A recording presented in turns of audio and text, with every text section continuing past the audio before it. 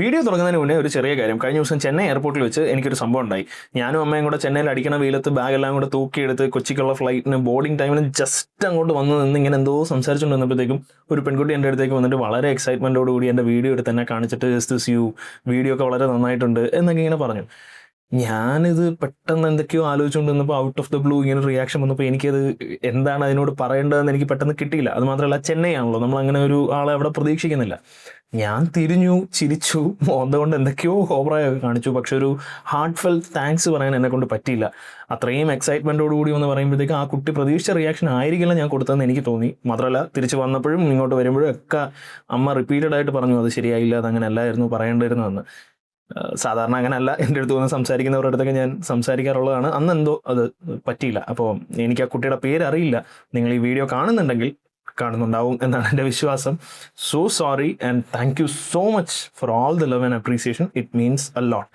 അവരോട് മാത്രമല്ല നിങ്ങളോടും.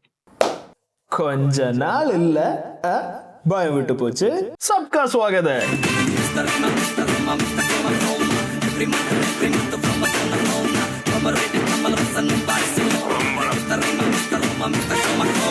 ഹിന്ദി സിനിമ നമുക്ക് രാശിയാണെന്ന് പൊതുവേ ഒരു ടോക്കുണ്ട്. കുറ്റം പറയാൻ പറ്റില്ല.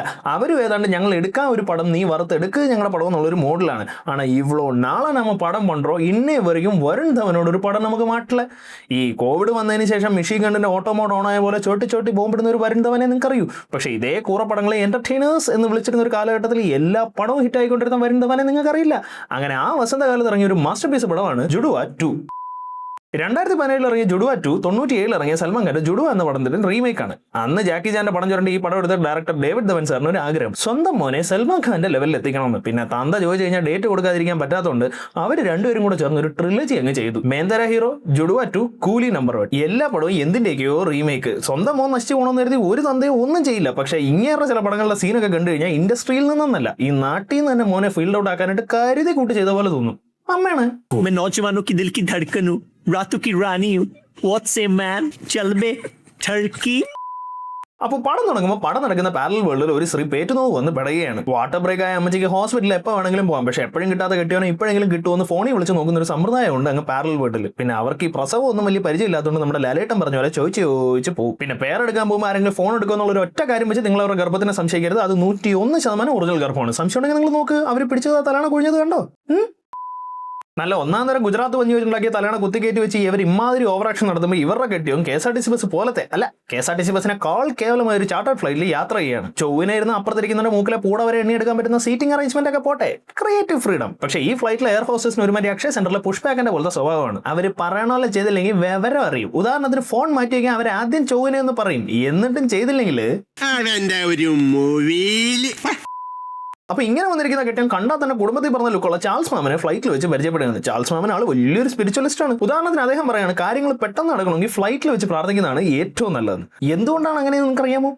ആകാശം, ഫ്ലൈറ്റ്, ദൈവം. പാവം മനുഷ്യ അങ്ങനെ ഉള്ളി കരയാണെന്ന് തോന്നുന്നു. അങ്ങനെ അവസ്ഥ ഒന്ന് ആലോചിച്ച് നോക്കി. എഴുന്നേറ്റാൽ ലെവൽ അടിക്കും, ചിരിച്ചില്ലേ യവനടിക്കും, ഇറങ്ങി ഓടാനും പറ്റൂല. അപ്പോൾ അവരിങ്ങനെ ചെറിയ നുറുങ്ങ തമാശകളൊക്കെ പറഞ്ഞ് നാട്ടിലെത്തി. പക്ഷേ നമ്മുടെ കെട്ടിയൻ ആക്ച്വലി ഫ്ലൈറ്റ് കയറിയത് അങ്ങനെ ലണ്ടനിൽ നിന്നാണ്, അതും മുംബൈയിലോട്ട്. ലണ്ടനിൽ നിന്ന് ഇങ്ങനെ ഫ്ലൈറ്റ് കയറുന്ന സമയത്താണ് ഇങ്ങനെ കെട്ടിയൊക്കെ ഭയങ്കര എമർജൻസി ആണെന്ന് പറഞ്ഞാൽ കോളൊക്കെ വന്നത്.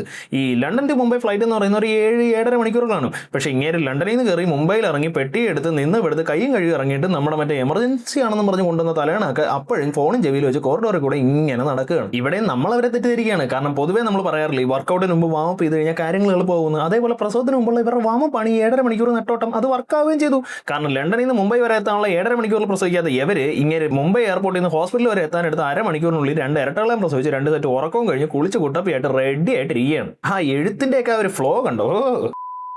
കോമാളിത്തരങ്ങൾ വരിയായി അടുക്കി വെച്ചിട്ട് വന്ന് കാണുന്നവൻ നിന്ന് കണ്ടാലും ഇരുന്ന് കണ്ടാലും ഇരന്ന് മേടിച്ച കാശൊക്കെ പോയല്ലോ ദൈവം എന്ന് കരഞ്ഞ് ഓർക്കണം. അതാണ് ഡേവിഡ് ധവന്റെ ഒരു രീതി. അതുകൊണ്ട് ഇനി കുറച്ച് കുറുന്തോട്ടി സയൻസ് ഫിക്ഷൻ ആവാം. അപ്പോൾ നമ്മുടെ കെട്ടിയോ വന്ന് ഭാര്യയ്ക്ക് ഉമ്മയൊക്കെ കൊടുത്ത് പിള്ളേരെ കാണാൻ ചെന്നപ്പോഴാണ് അങ്ങനെ അറിയുന്നത് ഈ ഇരട്ടകൾക്ക് ഒരു പ്രത്യേക കഴിവുണ്ടെന്ന്. അതായത് ഇതിൽ ഒരുത്തൻ എന്തെങ്കിലും തോന്നിയാൽ മറ്റവനും അത് തോന്നും. പക്ഷെ നമ്മുടെ ഡാഡി അത് വിശ്വസിച്ചില്ല. അപ്പോൾ ഡോക്ടർ അത് ഡെമോൺസ്ട്രേറ്റ് ചെയ്ത് കാണിക്കാനായിട്ട് ഒരു കൊച്ചിനെ നുള്ളും. അത് കാരണം മറ്റേ കൊച്ചൻ കരയും. അങ്ങനെ ജനിച്ച് വീണ 2 പിള്ളേരും ഒരു കാരണമില്ലാതെ വാവിട്ട് കരയുന്നത് കണ്ട ഡാഡിയും മമ്മിയും സന്തോഷിക്കുകയാണ്. സുഹൃത്തുക്കളെ സന്തോഷിക്കുകയാണ്. നമ്മുടെ ഡാഡി ആദ്യം നിന്നും കുറേ ചിരിച്ചു, പിന്നെ ഇരുന്ന് കുറേ ചിരിച്ചു. പിന്നെ കിടന്ന് കുറേ ചിരിക്കുന്നതിന് മുന്നേ അങ്ങനെ വിളിക്കാനായിട്ട് കോമ്പൗണ്ടർ വരും. അങ്ങനെ കാണാൻ ആരോ വന്നിട്ടുണ്ടെന്ന് ചെന്ന് നോക്കുമ്പോൾ നമ്മുടെ ചാൾസ് മാമൻ ഇവിടെ എന്തിനു വന്നു എന്ന് നിങ്ങൾക്ക് ഒരു സംശയം ഉണ്ടാവും. പക്ഷെ ചാൾസ് മാമൻ ആക്ച്വലി ഒരു സ്മഗ്ലറാണ്. സ്മഗ്ലിംഗിൽ അങ്ങനെ നമ്മുടെ ദേവയുടെ ഒന്നുവിട്ട തങ്കച്ചിറ മൂത്താപ്പയായിട്ട് വരും. ദേവ 2009 ഉപയോഗിച്ച പല ടെക്നിക്കുകളും 90 തന്നെ ചാൾസ് മാമൻ പയറ്റി തേഞ്ഞ ഐറ്റംസ് ആണ്. ചെക്കിങ്ങിൽ പോലും പിടിക്കാതെ അങ്ങനെ മുടിച്ചുകൊണ്ട് വന്ന ഡയമണ്ട്സ് കക്കൂസി കയറുന്ന ചായക്കകത്ത് ചുക്കുപൊടി ചേർക്കുന്ന ഒരു കുപ്പിലോട്ട് തട്ടിട്ട് അതോടെ തൂക്കി എടുത്തുകൊണ്ടെന്ന് ഡാഡിയുടെ ബാഗിലിടും. ക്ലാസിക് ക്രിമിനൽ വലിയ ബുദ്ധി കാണിച്ച. പക്ഷേ ആരോടാ കളി? നമ്മുടെ ഡാഡിയോട്. 50 കോടിയുടെ തങ്കം മേടിക്കാനായിട്ട് 5 രൂപയുടെ പഞ്ഞുബൊമ്മയും കൊണ്ട് വന്ന ചാൾസ് മാമന്റെ ആ പർച്ചേസ് പരിപാടി ഡാഡിക്ക് അങ്ങോട്ട് ഇഷ്ടപ്പെട്ടില്ല. അങ്ങനെ അത് പറയുകയും ചെയ്തു. വെള്ളത്തിന് പൊതുവെ നിറമില്ല, പക്ഷെ ഈ വെള്ളം നിന്റെ തനി നിറം കാണിച്ചു തന്നു. ഔ മറുപടി പറയടാ.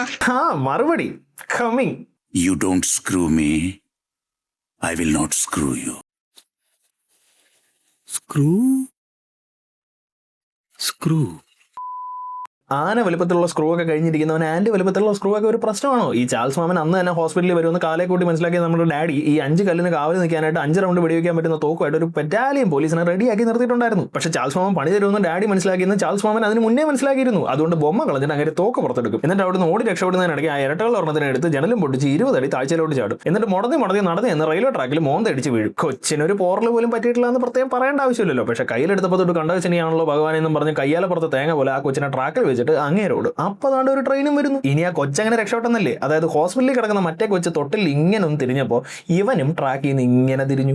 എന്നാൽ ട്രാക്കിൽ കിടക്കുന്നവൻ 20 അടി താഴ്ചയെന്ന് ചാടിയപ്പോഴോ റെയിൽവേ ട്രാക്കിൽ മോന്തടിച്ച് വീണപ്പോഴോ മറ്റവനൊന്നും അനങ്ങി പോലും ഇല്ല. ഇതാണ് ഈ പടത്തിന്റെ ലോജിക്. അങ്ങനെ ഇരട്ടകൾ രണ്ടും ജനിച്ചപ്പോഴേ പിരിയാണ്. പിന്നെ ഇവർ രണ്ടുപേരും വളരുന്നത് 2 രീതിയിലാണ്. ഉദാഹരണത്തിന് ഡാഡിക്കും അമ്മയ്ക്കും കിട്ടിയ മോൻ പിയാനോയിലിട്ട് തട്ടും, കിട്ടാത്ത മോൻ പെണ്ണുങ്ങളുടെ പുറകെ നിന്ന് അവരെ തട്ടും മുട്ടും വേണമെങ്കിൽ ഡാൻസും കളിക്കും. നല്ലൊരു ചെറുക്കൻ. ട്രെയിൻ ഇടിച്ചങ്ങ് ചത്താ മതിയായിരുന്നു. അങ്ങനെ ഒരു മോൻ മാതാജിയുടെ കൂടെ വളരുന്നു, മറ്റേ മോൻ മീൻചന്തേരി വളരുന്നു. അങ്ങനെ വർഷങ്ങൾക്ക് ശേഷം ഒരു ദിവസം നമ്മുടെ മമ്മീസ് പോയി കോളേജിൽ ജോയിൻ ചെയ്യാനായിട്ട് ഇങ്ങനെ പോവുകയാണ്. മ്യൂസിക് പഠിക്കാൻ വരുന്നവർ വരെ ബാഗ് കൊണ്ട് വരുന്ന കോളേജിൽ കവറില്ലാത്ത ഗിറ്റാറും തൂക്കി വന്ന മമ്മീസ് പോയി കണ്ടപ്പോൾ തന്നെ ഇവൻ അച്ഛനെ വെക്കേണ്ടടുത്ത് അച്ചപ്പം വെക്കുന്നവനാണെന്ന് അവിടെ ഉള്ളവർക്ക് മനസ്സിലായി. ഗിറ്റാറൊക്കെ ഓക്കെ, പക്ഷേ ശരിക്കും ഇവന്റെ ഉള്ളിൽ സംഗീതം ഉണ്ടോ എന്ന് അറിയാനായിട്ട് അവനെ തുണി കഴിപ്പിച്ച് പി ഉദിക്കും. ഈ ഊത്തിന്റെ മെച്ചം കൊണ്ട് ഈ പെണ്ണുമ്പിള്ളയുടെ കാമകുഞ്ചിത്തരത്തിൽ നിന്ന് മമ്മീസ് പോയി രക്ഷിക്കാനായിട്ട് താപ്സി ചേച്ചി വരും. ചേച്ചിയുടെ അശ്വഗന്ധയും മഗ്നീഷ്യവും കൂടെ കൂട്ടി പോയച്ച പോലത്തെ നോട്ടം കണ്ടപ്പോൾ തന്നെ എല്ലാവരും പേടിച്ചു. അങ്ങനെ ഊരി മാറ്റിയ ചില തിരിച്ചു കിട്ടിയ നമ്മുടെ മമ്മീസ് പോയി പെണ്ണുങ്ങൾ എന്നെ കയറി പിടിക്കാതെ നോക്കണേ ഭഗവാൻ എന്ന് പറഞ്ഞ് പള്ളിയിൽ പോയിരുന്ന് പ്രാർത്ഥിക്കും. പക്ഷെ ഇവൻ ഇങ്ങനെയൊക്കെ ആണെങ്കിൽ ഇവന്റെ അണ്ണൻ ആള് ഡീസന്റ് ആണ്. അവൻ പെണ്ണ് പിടിക്കാനായിട്ട് മാത്രമാണ് പ്രാർത്ഥിക്കുന്നത്. അപ്പൊ നമ്മുടെ അണ്ണൻ അവന്റെ കേളിക്ക് ക്ലേശം തട്ടുന്ന രീതിയിൽ പ്രവർത്തിക്കുന്നവരുടെ തലയടിച്ച് പൊളിച്ച് മുന്നേറുന്ന ഒരു റഗഡ് ബോയ് ആണ്. അങ്ങനെ അവൻ തലയടിച്ച് പൊളിച്ച് ഒരു മോൻ തിരിച്ചടിക്കാനായിട്ട് യവനെ തപ്പി നടക്കുന്നുണ്ടെന്ന് അറിഞ്ഞപ്പോഴത്തേക്കും റഗഡ് ബോയോട് എല്ലാവരും നാട് വിടാൻ പറയും. പക്ഷേ റഗഡ് ബോയ്ക്ക് അതിൽ താല്പര്യമില്ല. കാരണം അങ്ങനെ സർവീസസ് ഒക്കെ ഇവിടെ അല്ലേ, നമുക്ക് മുതലെടുക്കാൻ മാത്രമല്ലേ ഉള്ളൂ. അതിപ്പോ എവിടെ ആണെങ്കിൽ എന്താണെന്ന് നൻപൻ ചോദിച്ചപ്പോഴത്തേക്കും റഗഡ് ബോയ് അങ്ങ് സമ്മതിക്കും. പക്ഷെ നമ്മുടെ റഗഡ് ബോയ്ക്ക് കറുത്ത സ്ത്രീകളുള്ള രാജ്യങ്ങളൊന്നും പോരാ, നല്ല വെളുത്ത പെണ്ണുങ്ങളെ കിട്ടുന്ന ലണ്ടൻ തന്നെ വേണം. പക്ഷെ അവിടെ പോകാനുള്ള കാശുണ്ടോ? അതുമില്ല. അവസാനം ആശകൾ ഒത്തിരി കീശയിൽ ഇത്തിരി എന്ന് പറഞ്ഞ് വരുൺ ധവൻ സാർ ഒരു പെർഫോമൻസ് അങ്ങോട്ട് നടത്തും. ഇമാതിരി പച്ചക്കൂര പ്രസവം ഒന്ന് നേരിട്ട് കാണാൻ മാത്രം പാപമൊന്നും ഞാൻ ചെയ്തിട്ടില്ലെന്ന് പറഞ്ഞ ഏജന്റ് സ്വന്തം കീശയെന്ന് കാശെടുത്ത് അവരെ ലണ്ടനിലോട്ട് കയറ്റി വിടും. ഈ ഫ്ലൈറ്റിൽ വെച്ച് റഗഡ് ബോയ് ജാക്ലിൻ ചേച്ചിയെ കാണുകയാണ്. അട്ടയെ പിടിച്ച് മെത്തയെ കിടത്തിയെ കിടക്കുമെന്നൊന്നും എനിക്ക് അറിഞ്ഞൂടാ, അത് അട്ടയുടെ സൗകര്യം പോലെ ഇരിക്കും. പക്ഷെ അട്ടയാണെന്ന് അറിഞ്ഞിട്ട് അടുത്ത് എന്ന് കടന്നു കഴിഞ്ഞാൽ പിന്നെ പിടിക്കേണ്ടത് അണ്ണന്റെ ഉത്തരവാദിത്തമാണെന്ന് അണ്ണൻ അറിയാം. പിന്നെ ജാക്ലിൻ ചേച്ചി ഇതൊക്കെ ഒരു കുസൃതിയായിട്ടേ കാണുന്നുള്ളൂ. അത് മാത്രമല്ല ഈ മുതലെടുക്കാൻ വരുന്നവരോട് മൊത്തത്തിൽ കയറി ഒട്ടുന്ന റോളിൽ ചേച്ചിയുടെ അഭിനയ മികവ് കാരണം വന്ന കാലം തൊട്ട് അവസാനം വന്ന് ഹൗസ്ഫുൾ 5 വരെ ചേച്ചിക്ക് ഇത് തന്നെ റോള്.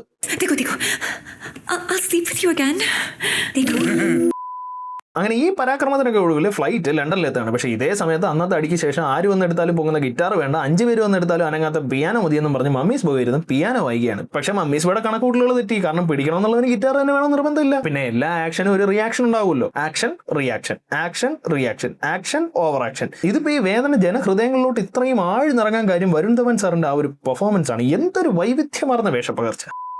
അങ്ങനെ മമ്മീസ് ബോയും റഗഡ് ബോയും കൂടെ ഒരേ പഞ്ചായത്തിലെത്തിയല്ലോ. ഇനിയിപ്പോൾ ഇവിടെ ഒരുത്തം ചെയ്യുന്നത് മറ്റവൻ അതേപോലെ ചെയ്യും. പക്ഷേ ഈ പരിപാടി മാത്രം പോരല്ലോ, ഇത് കറക്റ്റ് സ്ഥലത്ത് പ്ലേസ് ചെയ്താലേ കോമഡി വർക്കൗട്ട് ആവും. അതുകൊണ്ട് അവർ കറക്റ്റ് സ്ഥലത്ത് തന്നെ പ്ലേസ് ചെയ്തിട്ടുണ്ട്. പിന്നെ ചേച്ചിമാരെല്ലാം കണ്ണിനൊരു മുള്ളു കൊണ്ടാൽ ടേക്ക് ഇറ്റ് ഈസി മോഡ് ആയതുകൊണ്ട് അവർക്കൊന്നും ഇതൊരു പ്രശ്നമേ അല്ല. അതിലും ജാക്ലിൻ ചേച്ചി ഒരുമാതിരി കാട്ടുവണ്ടിന്റെ തേൻ കുടിച്ച പോലത്തെ ലെവൽ ഹോണിയാണ്. ഉദാഹരണത്തിന് 2 പോലീസുകാർ വന്ന് ജാക്ലിൻ ചേച്ചിയോട് പറയാൻ റഗഡ് ബോയെ പിടിക്കാൻ സഹായിക്കണമെന്ന്. അപ്പം തന്നെ പലചരക്കടയിൽ പാനിപ്പൂരി ഡെലിവറി ചെയ്യാൻ നമ്മുടെ റഗഡ് ബോയ് വരുന്നു. ചേച്ചി പിടിച്ചു കൊടുക്കണമെന്നാണ് പറഞ്ഞത്, അല്ല പിടിച്ച് കിസ്സടിക്കണമെന്നല്ല. എന്തായാലും ഈ കാരണം പറഞ്ഞ് വരുൺ സാർ ജാക്ലിൻ ചേച്ചിയും താപ്സി ചേച്ചിയും അവളുടെ തള്ളയും പിടിച്ച് കിസ്സടിക്കും. മോളെ കെട്ടാൻ വന്നവൻ അവരെ കിസ്സടിച്ചാൽ അവരും വളരെ ഹാപ്പിയാണ്. അതുകൊണ്ട് തന്നെ ബോധം കെട്ട മോളെ വീട്ടിലോട്ട് എടുത്തുകൊണ്ടെന്ന് മമ്മീസ് ബോയോട് അമ്മച്ചി വളരെ ഫണ്ണായിട്ട് ചോദിക്കും, അവള് ബോധം കെടാൻ മാത്രം നീ എന്താ കാണിച്ചത്?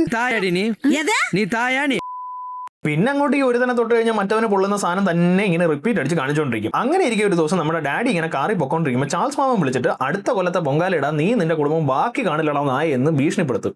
അങ്ങേർക്ക് തന്നെ അങ്ങേരുടെ കുടുംബം ഏതൊക്കെ താലൂക്കിലാണെന്ന് അറിഞ്ഞൂടെ അപ്പോഴാണ്. പക്ഷെ നമ്മൾ ഈ 10ാം ക്ലാസ്സിൽ തോക്കുമെന്ന് കരുതി 2ാം ക്ലാസ്സിൽ പഠിപ്പ് നിർത്തി എന്ന് പറയുന്നില്ല. എന്നടാ പെരിയ ചാൾസ് എന്ന് പറഞ്ഞ് മാനം മര്യാദയ്ക്ക് വണ്ടി ഓടിച്ചുകൊണ്ടിരുന്ന നമ്മുടെ ഡാഡി ഒരു കാര്യമില്ലാതെ എസക്ക് പൊസക്കായിട്ട് കാർ ഓടിച്ചു കൊണ്ടുവന്ന് ഒരു ആക്സിഡന്റ് ആക്കും. അതും വളരെ ഭീകരമായ ഒരു ആക്സിഡന്റ് ആയിരുന്നു. കാരണം വണ്ടി കൊണ്ട് ഇടിച്ചത് കോർപ്പറേഷൻ കുപ്പത്തൊട്ടിയിലായിരുന്നേ. 3 അതെ 3 പക്ഷെ കുമ്പളംകുന്ന് ഭഗവതിയുടെ അനുഗ്രഹം കൊണ്ട് വീപ്പ 3ലും തോനെ വെള്ളം മാത്രം. എന്നാലും ചവർ വരാൻ ലണ്ടൻ കോർപ്പറേഷൻ വെച്ചിരിക്കുന്ന തൊട്ടി മുഴുവൻ വെള്ളമാണ് ഹീ എന്നുള്ളത് മാത്രം കാണിച്ച് നിർത്തിയത് മോശമായി പോയി. ഒന്നുമില്ലെങ്കിൽ നിങ്ങൾക്ക് ഷൂട്ട് ചെയ്യാൻ പെർമിഷൻ തന്ന നാടല്ലേ, അപ്പൊ തിരിച്ച് കാല് കുത്താൻ പറ്റാത്ത രീതിയിൽ ആ നാടിനെ കാലേ വരി തൂക്കി അടിക്കണമായിരുന്നു, നമ്മുടെ മസ്തി 4 ഒക്കെ ചെയ്ത പോലെ. അപ്പൊ ലണ്ടൻ മുഴുവൻ ലോക്ക് ചെയ്ത് ഷൂട്ട് ചെയ്ത ഒരു ആക്സിഡന്റ് ആയതുകൊണ്ട് തന്നെ അതിന്റെ ഭീകരത വിഷ്വലിൽ മാത്രമല്ല മേക്കപ്പിലും വേണം. അതുകൊണ്ട് ഡേവിഡ് ധവൻ സാർ അവതരിപ്പിക്കുന്നു ബ്ലഡിന് പകരം ജോൺസൺസ് ബേബി പൗഡർ വാരി പൊത്തിയ പേഷ്യന്റ്. പിന്നെ ഇത്രയും കണ്ടിട്ട് അപകടത്തിന്റെ ഭീകരത മനസ്സിലാക്കാതിരിക്കണമെങ്കിൽ റഗഡ് ബോയ് ഒരു പൊട്ടനായിരിക്കണം. അങ്ങേർക്ക് മനസ്സിലായി ഉടനെ ഹോസ്പിറ്റലിൽ പോയില്ലെങ്കിൽ ആള് കാശിക്ക് പോകുന്നു. അതുകൊണ്ട് തന്നെ പോയ വഴി കൂടെ തന്നെ റഗഡ് ബോയ് വീണ്ടും വണ്ടി ഓടിച്ചുകൊണ്ടേയിരുന്നു. മോനാണെന്ന് അറിയുന്നതിന് മുന്നേ ഒന്നും പറ്റാത്ത തന്റെ ആശുപത്രിയിൽ വെച്ച് നമ്മുടെ റഗഡ് ബോയ് അന്യന്റെ മുതലോ മാസ്കോ പിടിച്ച് പറിക്കുന്നതിൽ വിശ്വസിക്കുന്നില്ലെന്ന് മാത്രമല്ല കയ്യിലുള്ളതും കൂടെ ബാക്കിയുള്ളവർക്ക് പറിച്ചു കൊടുക്കും. അങ്ങനെ ഒരു തുണി പറിച്ച് ആട്ടം ചാട്ടത്തിന് ശേഷം റഗഡ് ബോയ് ഓടുന്ന ബസ്സിൽ നിന്ന് എടുത്ത് ചാടിയപ്പോൾ നേരെ വന്ന് നമ്മുടെ മമ്മീസ് ബോയുടെ കാറിന്റെ മുകളിൽ വീഴും. എന്നാൽ 5 കിലോമീറ്റർ അപ്പുറത്ത് നിന്നാൽ പോലും പിടുത്തം കറക്റ്റ് ആയിട്ട് കോപ്പി ചെയ്യുന്ന അവന്മാർക്ക് അന്നനാളം കാണാൻ പറ്റുന്ന ഗ്യാപ്പിൽ നിന്നിട്ട് ഒരു പ്രശ്നമില്ല. തമ്മി കണ്ടപ്പോൾ മമ്മീസ് ബോയ്ക്ക് വിശ്വസിക്കാനേ പറ്റുന്നില്ല. അങ്ങനെ നോക്കിയപ്പോൾ രണ്ടുപേരും ഒരേ അച്ചി വാർത്ത പോലെ. അവന്റെ അതേ കണ്ണുകൾ, അവന്റെ അതേ മൂക്കുകൾ, വേറൊന്നും അവനെ പോലെ ആകാതിരുന്നാ മതിയായിരുന്നു. അങ്ങനെ ചുമ്മാ വിചാരിച്ച മാത്രം പോരല്ലോ, സംശയമുള്ളതൊക്കെ കണ്ടറിഞ്ഞ് തന്നെ ബോധ്യപ്പെടണം. This must be how twins who were separated at birth feel when they first meet.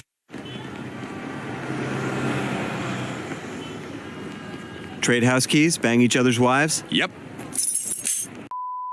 അങ്ങനെ അവർ സ്വന്തം കാമുകി സെറ്റാക്കിയാനായിട്ട് മറ്റവനെ പറഞ്ഞ് വിടുകയാണ് സുഹൃത്തുക്കളെ. അത് മാത്രമല്ല സ്വന്തം കാമുകി മറ്റവൻ്റെ കൂടെ ആടിയാലും പാടിയാലും കുളിച്ചാലും അവന്മാർ അതൊക്കെ ആ ഒരു സ്പിരിറ്റിലേ എടുക്കൂ. ഇതാണ് ശരിക്കുള്ള സ്പോർട്സ്മാൻ സ്പിരിറ്റ്. പിന്നെ നിങ്ങൾ പറഞ്ഞാൽ വിശ്വസിക്കുമെന്ന് എനിക്ക് അറിഞ്ഞൂടാ, പക്ഷെ പടത്തിന്റെ ക്ലൈമാക്സ് വരെ ഈ ഒരു സ്പിരിറ്റിലാണെങ്കിൽ പോകുന്നത്. പിന്നെ ഇതിന്റെ കൂടെ ആട്ടും പാലും പാവയ്ക്കാൻ നീരും ചേർത്തടിച്ച പോലെ കുറേ പാട്ടുകൾ ചുമ്മാ ഓരോ സിറ്റുവേഷനൊക്കെ അങ്ങ് ഉണ്ടാക്കുകയാണെന്നേ. ഒരുമിച്ച് കുളിച്ചു ഒരു പാട്ട്, ഒരുമിച്ച് ഇരുന്നു ഒരു പാട്ട്, ഒരുമിച്ച് കുളിച്ചുമില്ല, ഒരുമിച്ച് ഇരുന്നുമില്ല, ഒരുമിച്ച് കണ്ടുപോലുമില്ല, അപ്പോഴും ഒരു പാട്ട്. ഇൻസെസ്റ്റ് എന്നല്ലാതെ ഇടയ്ക്ക് കുറച്ച് കഥയൊക്കെ താടേ. കിണ്ടി തരും ഞാൻ, കിണ്ടി. അപ്പൊ ഇതൊക്കെ ഇങ്ങനെ പൊക്കോണ്ടിരിക്കുമ്പോഴാണ് ഏതോ സാഹിബിനുണ്ടായ കുരുപ്പുകൾ ഒരു മഞ്ഞ പന്ത് വെച്ച് ഇങ്ങനെ കളിച്ചുകൊണ്ടിരുന്നത്. ആദ്യം അവന്മാർ അടിച്ചപ്പോൾ അറിയാതെ റഗഡ് ബോയുടെ ഫ്രണ്ടിനെ കൊണ്ട് പോട്ടെ പിള്ളേരല്ലേ അറിയാതെ പറ്റിയതായിരിക്കും എന്ന് പറഞ്ഞ് റഗഡ് ബോയ് അങ്ങ് ക്ഷമിച്ചു. അവന്മാർ ബോളും മേടിച്ച് സോറിയും പറഞ്ഞ് പോയിട്ട് വീണ്ടും അങ്ങേർക്കിട്ട് തന്നെ അടിച്ചു. ഹാൻഡ് ബോൾ വെച്ച് ഫുട്ബോൾ കളിക്കുന്ന തലയ്ക്ക് സുഖമില്ലാത്ത പിള്ളേരല്ലേ പോട്ടെ എന്ന് പറഞ്ഞ് റഗഡ് ബോയ് രണ്ടാമതും ക്ഷമിച്ചു. സോറിയും പറഞ്ഞ് പോയിട്ട് പറയുന്നു പറഞ്ഞ് വീണ്ടും അങ്ങേർക്കിട്ട് തന്നെ ഈ പിള്ളേർ അടിച്ചെന്നേ. തന്നില്ലാ പടപ്പുകളുടെ അഹങ്കാരം.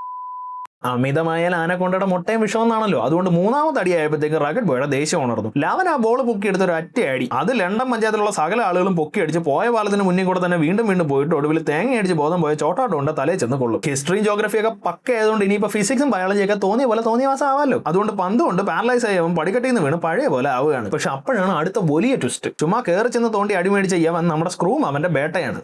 ജീൻസ് മോനെ ഇങ്ങനെ കണ്ടിട്ട് അങ്ങനെ ആകെ ഇമോഷണൽ ആയി പോയി. അങ്ങനെ ഇമോഷണൽ ആയ സ്ക്രൂ മോന്റെ ബോൾ ഇങ്ങനെ 2 കൈയും കൊണ്ട് ഇവിടെയോ എന്തോ ഒരു തകരാറ് പോലെ.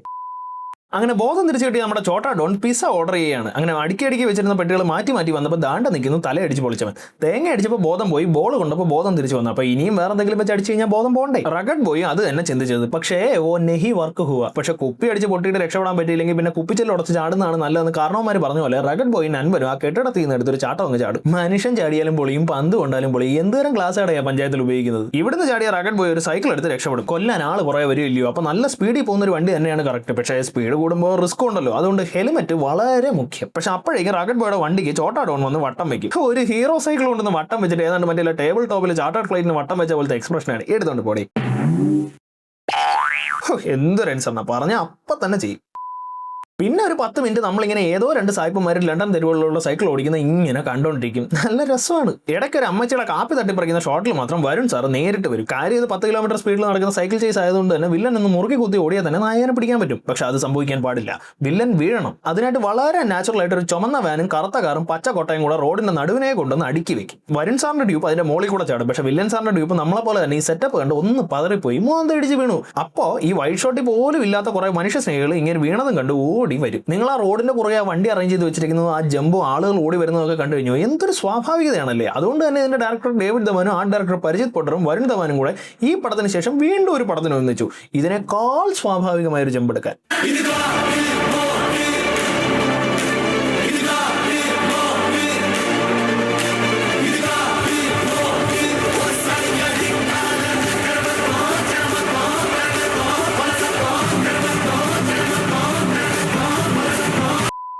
പക്ഷെ യവൻ ഇവിടെ സൈക്കിൾ ഓടിച്ചോണ്ടിരിക്കുമ്പോൾ മറ്റവൻ കോളേജിൽ ഗാനമേളയ്ക്ക് പോവുകയാണ്. പക്ഷെ അപ്പോഴൊന്നും ഇവന് റിയാക്ഷൻ കോപ്പി ആവുന്ന പ്രശ്നമില്ല. പക്ഷെ ലെവനെ ലിവനാണെന്ന് വിചാരിച്ച് ജയിലിൽ പിടിച്ചിടുമ്പോൾ ലെവനാണെന്ന് പറഞ്ഞ് ലിവൻ സ്റ്റേജിൽ കയറിന്ന് തുള്ളും. അതുകൊണ്ട് ലെവൻ തുള്ളുന്നല്ല ലെവനും തുള്ളും. മതലബ് കുച്ച്പി. പക്ഷെ ശരിക്കും അങ്ങാടി തോറ്റ നമ്മുടെ ചോട്ടാ ഡോൺ അമ്മയെ കിട്ടാതുകൊണ്ട് നൻപനെ പൊക്കി എടുത്തോണ്ട് വന്ന് റഗഡ് ബോയെ ഭീഷണിപ്പെടും. അപ്പോൾ ഡാഡിയെ പിടിച്ചോണ്ട് വന്നു കഴിഞ്ഞാൽ നൻപനെ വിട്ടു തരാമെന്ന് സ്ക്രൂ മാമൻ പറയും. അങ്ങനെ നമ്മുടെ റഗഡ് ബോയ് പോയി ഡാഡിയെ പിടിച്ചോണ്ട് വരും. 20 വർഷങ്ങൾക്ക് ശേഷം പഴയ ശത്രുവിനെ കാണുകയല്ലേ, ഒരു മാസ് ഡയലോഗ് അങ്ങോട്ട് അടിക്കും screw mama. You screwed me, I'll screw you. ഇയാളെന്ത് പറഞ്ഞോണ്ടിരിക്കണേ. അങ്ങനെ ഒടുവിൽ നമ്മുടെ മമ്മീസ് ബോയ് റഗഡ് ബോയ് ആണെന്ന് പറഞ്ഞ് ഇടി മേടിച്ച് കൂട്ടുമ്പോൾ ഇടിയൊന്നും കൊള്ളാതെ റഗഡ് ബോയ് വന്ന് അടി ഉണ്ടാക്കും. പക്ഷെ അപ്പോഴേക്കും റഗഡ് ബോയെ പിടിച്ച് പൂട്ടിയിട്ടിട്ട് വീണ്ടും മമ്മീസ് ബോയെ അടിക്കാൻ തുടങ്ങും. പെട്ടെന്ന് ഇത്രയും നേരം വർക്ക് ആവാത്ത അവരുടെ ശക്തിയെ പറ്റി അവർ പെട്ടെന്ന് ഓർത്തു. അങ്ങനെ കൂട്ടിനകത്ത് കിടന്ന് ഒരുത്തൻ അടിക്കുന്നു, പുറത്ത് നിന്ന് മറ്റവൻ അതേപോലെ അടിക്കുന്നു. അങ്ങനെ അടിയൊക്കെ കഴിഞ്ഞ് വന്ന് നോക്കിയപ്പോൾ താണ്ട നെഞ്ചത്ത് ബോംബും വെച്ച് ഡാഡിയെ ഇരുത്തിയിരിക്കുന്നു. 50 സെക്കൻഡിൽ പൊട്ടാൻ പോകുന്ന ബോംബിന്റെ മുന്നേ ഇരുന്ന് 5 പേജ് ഡയലോഗ് പറഞ്ഞിട്ട് അവസാനം ഏതെങ്കിലും വയറ് കണ്ടിച്ച് ഡാഡിയെ രക്ഷിക്കാൻ റഗഡ് ബോയ് അങ്ങ് തീരുമാനിക്കും. ഒരുപാട് വയറുള്ളതുകൊണ്ട് അക്കുത്തക്ക് താനായിട്ട് ചൂസ് ചെയ്യുമെന്നാണ് നമ്മൾ വിചാരിക്കുന്നത്. പക്ഷെ റഗഡ് ബോയ് മൈൻഡിൽ ക്ലിയർ ആണ്. എന്താണ് മുറിക്കേണ്ടത്? വയറ്. എന്താണ് അതിന്റെ നിറം? ഓറഞ്ച്. ഇത് രണ്ടും ഉള്ളത് ആർക്കാണ്? ഗണപതിക്ക്. അതുകൊണ്ട് ഗണപതിയെ കാപ്പാത്തെന്നും പറഞ്ഞ് ഓറഞ്ച് വയറ് കടിച്ചു മുറിക്കും. തന്ത രക്ഷപ്പെട്ടു. അങ്ങനെ പടക്കം പൊട്ടിച്ചാവാത്ത തന്തയും പണ്ടങ്ങാണ്ട് പിരിഞ്ഞ സഹോദരങ്ങളൊക്കെ ഒന്നു ചേർന്നല്ലോ. അപ്പോൾ ഇനി ഇപ്പോൾ സഹോദരങ്ങളുടെ ഫസ്റ്റ് നൈറ്റ് ആണ്. പക്ഷെ അപ്പോൾ നിങ്ങൾക്കൊക്കെ ഉള്ള ഡൗട്ട് മമ്മീസ് ബോയ്ക്ക് ഉണ്ടായി. അവൻ്റെ സ്വന്തം കെട്ടിയോളം അവിടെ കളഞ്ഞിട്ട് ചേട്ടനും കെട്ടിയോളം കിന്നാരം കൂടുന്ന കൂടിന്റെ വാതിക്കെ പോയി ഒളിഞ്ഞു നിൽക്കും. അവന് സ്പീഡ് പേടിയാണെന്ന് സ്പീഡ് ഇച്ചിരി കുറയ്ക്കണമെന്ന് അപേക്ഷിക്കാനാണ് അവൻ വന്നത്. അപ്പോഴാണ് അവരുടെ ഹോട്ടൽ റൂമിൽ ഒരു കോളിംഗ് ബെല്ല് കേൾക്കുന്നത്. ബെല്ല് കേട്ട് ചെന്ന് തുറക്കുന്നതിന് മുന്നേ ബെല്ലടിച്ചവന്നാണ് റൂമിൽ നിൽക്കുന്നു. നോക്കുമ്പോൾ ആരാ? സൽമാൻ ഖാൻ. ഒരെണ്ണമല്ല 2 എണ്ണം. ഇവരാണ് ഒറിജിനൽ ചുടുവ. പിന്നെന്താ, സിനിമ എങ്ങനെയെങ്കിലും തീർക്കണ്ടേ? അതുകൊണ്ട് പല യൂണിവേഴ്സിനെ തമ്മിൽ കണ്ട ഇവർ 4 പേരും കൂടെ ഒരുമിച്ച് നിന്ന് ആടുകയാണ്. ഇതെന്നാട്ടോ മയിലാട്ടോ പാത്രികെ പുലിയാട്ടോ പാത്രികെ ഇതെന്നാട്ടോ? ഇത് വന്ന്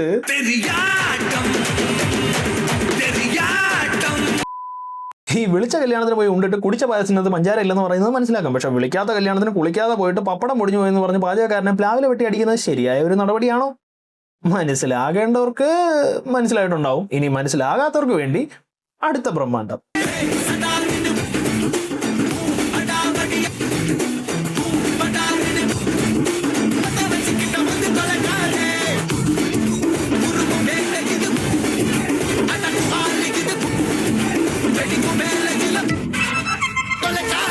ಮೊದ್ಲನೇಕಿ ಮಚ್ಚಿಡ್ದೇವನೇ ತಪ್ಪಿ ಕೈ ಕಾಲೋಗ್ ಜೀವಂತವಾಗಿ ಉಳ್ಕೊಂಬಿಟ್ರೆ ನಿಮ್ಮೆತ್ತವಳಿಗೆ ತೆಪ್ಪಾಯ್ತು ಅನ್ಬಿಡ್ರಣ.